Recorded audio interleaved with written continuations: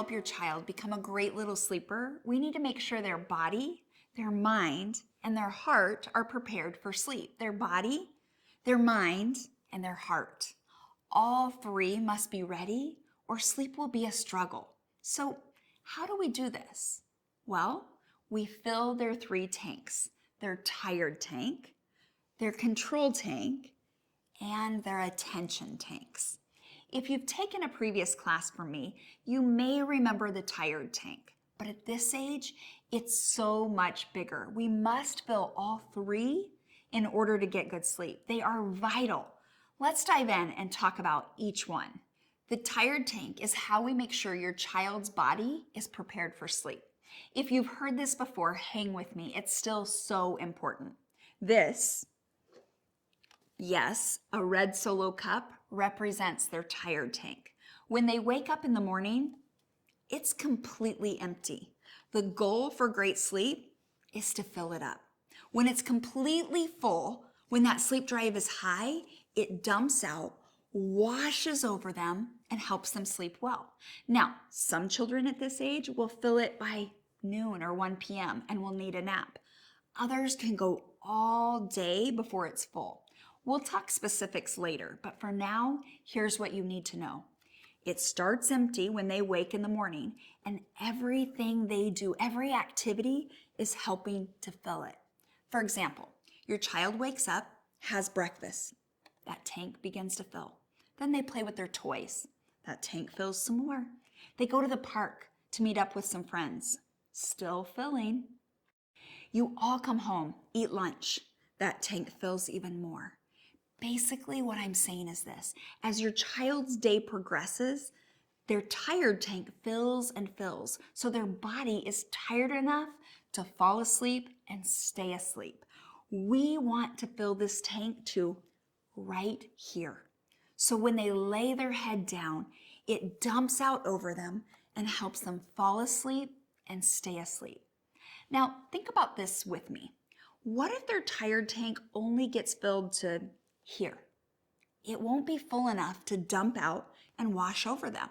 This means it will be so tough to fall asleep and stay asleep. Now, on the flip side, if it's over full, that's like trying to drink from a fire hydrant. It's coming at them so quickly that it's flooding their little bodies. This represents an overtired child who is being flooded with stress hormones. Yes, cortisol and adrenaline flood their little bodies and they get overtired. And overtired children also struggle with falling asleep and staying asleep. Bottom line, we need that body to be awake and active for an age-appropriate amount of time to get great sleep. We are aiming to fill that tired tank to the brim without it overflowing. Next, we need to prepare their mind for sleep. Their control tank must be full too. Perhaps you've heard this. No, Daddy, I do it myself. Remember, they are exerting their newfound independence.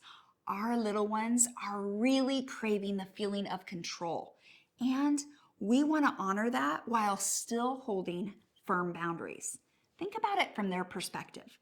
Most days, I don't get to decide where I go, how long I'll be there, what I do, what I eat, or what I'll wear. Those choices are made for me. So they seize every opportunity for control when they can. If by the end of the day, they haven't had opportunities to make decisions for themselves, they are likely going to try to fill this control tank before going to sleep. And this leads to big bedtime battles. So how do we fill this little mind tank, their control tank? By giving controlled choices. Here's an example. When it's time to head upstairs for the bedtime routine, instead of time to head upstairs, which could be met with defiance and tantrums, try this instead. Hey Jace, it's time to head to your room. Would you like to walk or ride on my back? He thinks for a moment and then responds, on your back. Oh, good job. You built a tower. Okay. You did a great job, Rocky. All right. Hey, all done, buddy. We got to go to bed, okay? Okay. Hey, do you want to walk to bed or do you want Dad to carry you to bed? You Okay. want to carry? Okay. All Let's go. Come here. No, Mommy, walk. Oh, you want to walk? Okay, you want to walk? All right. Whee! Let's hold. Hey, hold the mom and dad's hand. Okay. Oh, okay. All right, you can run to bed. See how this works? Your child gets to choose how he gets to his room, but you are still accomplishing the ultimate goal of getting him to his room. Some other examples are, do you want to wear these pajamas or those? Do you want to read books in the chair or on the floor? Do you want to read 2 books or 3 books tonight? Do you want your pillow on this side of the crib or this side? Do you see? Your child gets to feel like they are in control while you are still holding firm boundaries and accomplishing the needed goal. Now, can I give you some tips about offering choices? Don't make it complicated. Offer a choice between 2 different things that are within their control. Offering more than 2 choices can often be overwhelming. Also, be mindful about the questions you ask. Sometimes we unintentionally ask our children, "Are you ready for bed?" when what we really mean is, "It's time for bed." We want to avoid offering a choice about something that really isn't a choice. Instead, you could frame it, "It's time for bed. Do you want to put the toothpaste on your toothbrush or do you want me to do it?" Time for bed isn't an option, but who applies the toothpaste can be. Now, I do want you to know that there will be times when your little one refuses to pick one of your options. It could go like this. "Okay, Jace, you get a pick. Walk to your room or I carry you."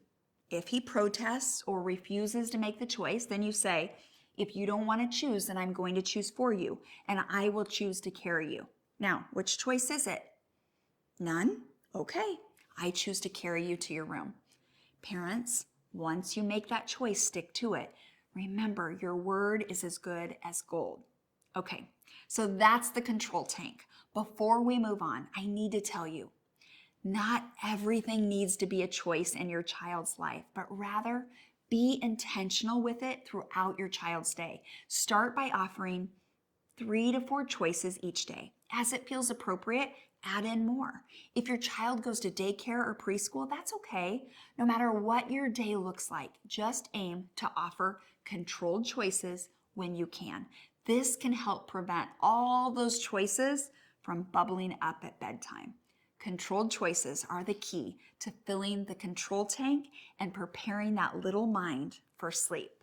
Just as it's important to fill your little one's tired tank and control tank to help them fall asleep and stay asleep, it's also important to fill their attention tank. This is how we prepare their little hearts for sleep. Remember, your child at this age wants to make you happy. They want you to celebrate their accomplishments, and they love your attention. Perhaps you've heard, "Mommy, watch," or "Daddy, look," or the constant and never-ending, "Mommy, mommy, mommy, mom, mom," all day long. Does this sound familiar? Your child wants to know, am I valuable? Am I loved? Am I important? Do I make you proud? The answer is yes, yes, yes, and yes. So let's talk about how to fill that little attention tank. Throughout the day, each time you give your child attention, play with them, give them uninterrupted time, you make a little deposit into their attention tank. By the end of the day, we want that tank to be full. We want their heart connected to ours. When we increase connection, we increase cooperation. Did you catch that?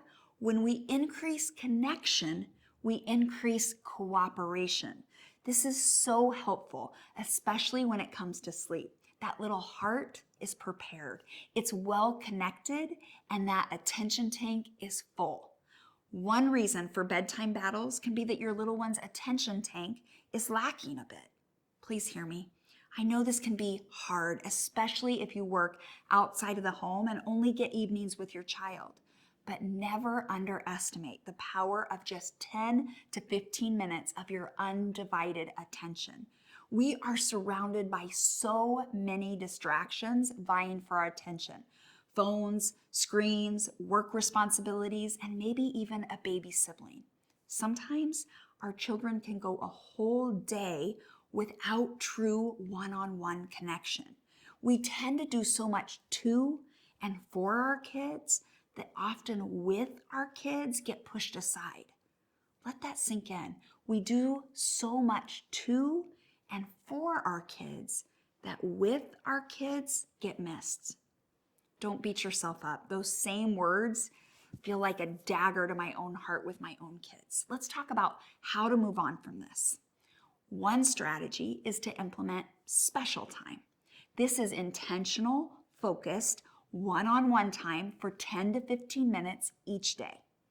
First, you're going to name it and claim it. Maybe it's Mommy and Ella's special time. Maybe you call it Mommy Minute, Daddy and Daisy's date, Penny's party, Lily and Mommy's time. It doesn't matter what you call it, but name it and claim it every single day for 10 to 15 minutes. If you're in a two-parent household, this can work with both parents together, or you can alternate parents every other day. If you are a single parent, you got this. Just 10 to 15 minutes. But what do you do during this 10 to 15 minute special time? First, turn your phone off or put it in another room. We want all distractions minimized to the best of your ability. For that whole time, allow your child to lead. Let him pick the activity. If you need to give a few choices, that's fine, but let your child lead. Maybe you spend the 10 to 15 minutes working on a puzzle, playing with dolls, racing cars, or coloring a picture. Whatever it is, make sure your little one has your full attention. Now, I would not recommend using screens during this time because we want you to be actively engaged as your child leads. Maybe at first you try this special time 10 minutes prior to starting the bedtime routine. We don't want it to be a part of the bedtime routine. We want it separate, but it can come in the 10 minutes prior if that works best for your family. Over time, because of this special time, you will find your little one much more cooperative as her connection is strong and that attention tank is full to the brim. That little heart is ready for sleep. So parents, those are your 3 tanks: body, mind, and heart. Tired tank, control tank, attention tank. Each morning, they start off empty, and our goal by the end of the day is to make sure they are completely filled. It really does impact sleep.